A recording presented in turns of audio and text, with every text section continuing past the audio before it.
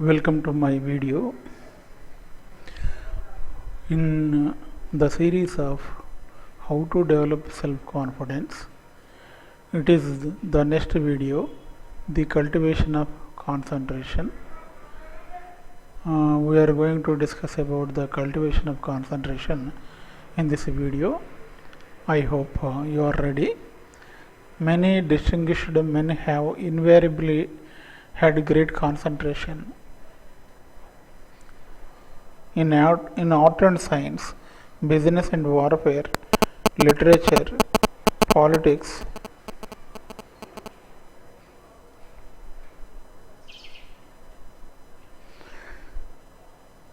and philosophy, the real achievements of the race have been due to this concentration power. The concentration arises chiefly from being deeply interested and is allied to persistency and definiteness of purpose. It is an enemy to self-consciousness and vacillation. It enables a man to do the best that is in him. It is a characteristic mark of genius itself. So, in the cultivation of concentration, we are going to discuss about some of the points. The first point is the attention.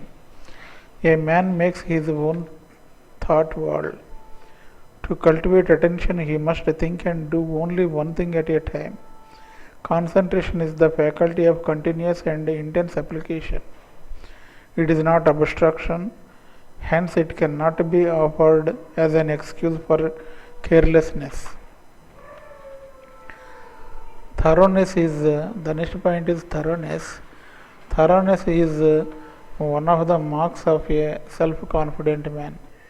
He does everything he undertakes just as well as he can. If it is a business matter to be discussed, he first informs himself so completely that he is able to talk with accuracy and intelligence. If it is a public speech to be delivered, he does not wait until the day before and then put together a few hastily considered thoughts, but all is carefully and thoroughly prepared long in advance. Such a man speaks little of what he is going to do, but first does it and lets his work speak for itself. Every man should get a right idea of values. There can be no true culture where time and talent are squandered. The next is the building. So every moment lost gives an opportunity for misfortune, says Napoleon. The building of self-confident man requires effort, self-sacrifice, and singleness of purpose. It is not quantity but quality of work that differentiates one man from another. One thing well and thoroughly done is better than any amount of slipshod work.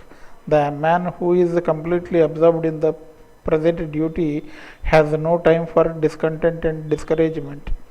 Time does not hang heavily on his hands, for the clock is not his master. No one can become deeply interested in work that is distasteful to him. Thousands of men struggle upstream all their lives because they are in their wrong calling. An anonymous writer well says, "It is a sad parody on life to see a man earning his living by a vocation which has never received his approval. It is pitiable to see a youth with the image of power and destiny stamped upon him, trying to support himself in a mean, contemptible occupation which dwarfs his nature and make him despise himself, an occupation which is constantly condemning him, ostracize him from all that is best and truest in life. Dig trenches, shovel coal, carry a hod, Do anything rather than sacrifice your self-respect, blunt your sense of right and wrong, and shut yourself off forever from the true joy of living, which comes only from the consciousness of doing one's best. In order to cultivate concentration, a man must bring his will to bear strongly upon his work and life. He should realize that every difficulty yields to this power, and that uninterrupted application to one thing will achieve the seemingly impossible. Mental shiftlessness is powerless in the face of difficulty, but a man of strong will and concentration uses obstacles as stepping stones to higher things. So, this is how to take care of one's own character. Now, the next point we will go to how to develop self-confidence. Before we go to how to develop self-confidence,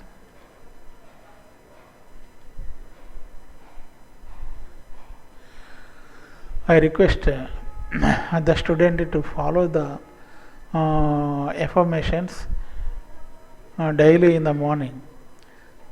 Here I am giving you the 10 affirmations. You may practice in the morning and in the free time to activate your mind. The first one is this one thing I do, and I do it to the very best of my ability. Affirmation. I will do it to the very best of my ability. My purpose is sure and steady. My aim is accurate and certain. I hold my thoughts severely and positively to the work in hand. My endeavor is to do better at each succeeding effort. I take no thought of the tomorrow, for today demands the best that in me. I move quietly but persistently toward a definite goal. I shall be immensely successful through constant, earnest, and sincere application to my work and duty. I grow daily in my power of concentrated effort. I am absorbed in all I do. So these are some of the affirmations I request you to repeat whenever you are free, and also in the morning daily, regularly, so that your mental focus will be on developing concentration. For this purpose, we have to cultivate self-confidence.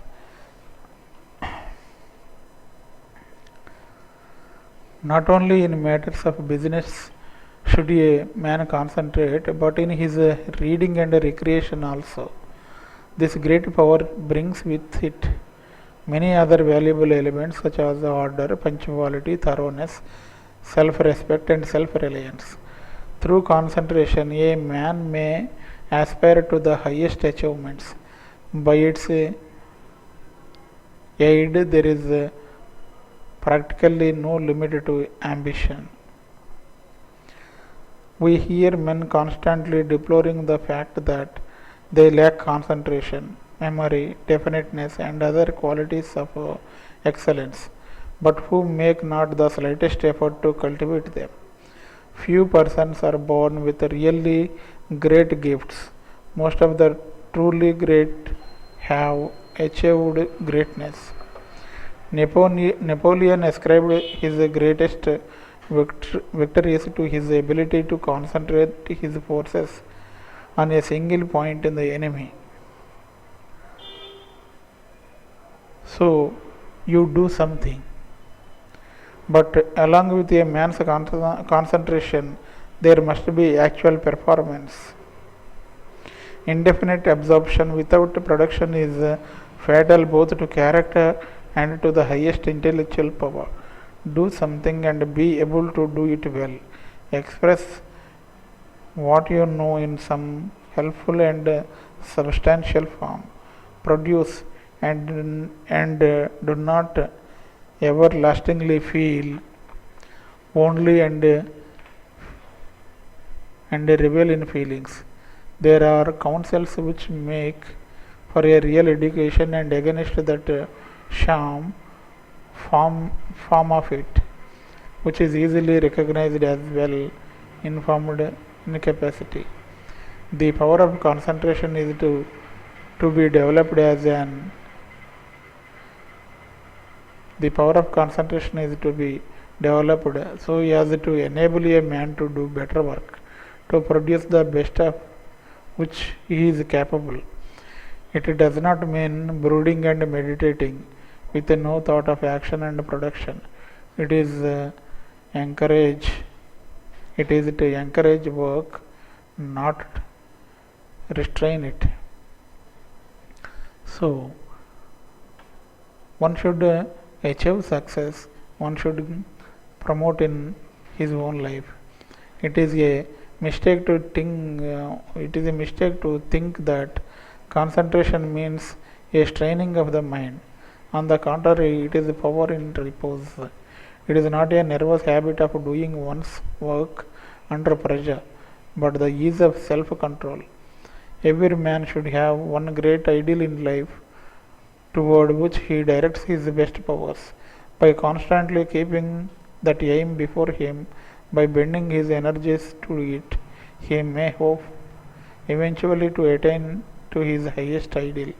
When a successful financier was asked the secret of his great success, he said that as a young man he made a strong mental picture of what someday he would become. Day and night he concentrated his powers upon that goal.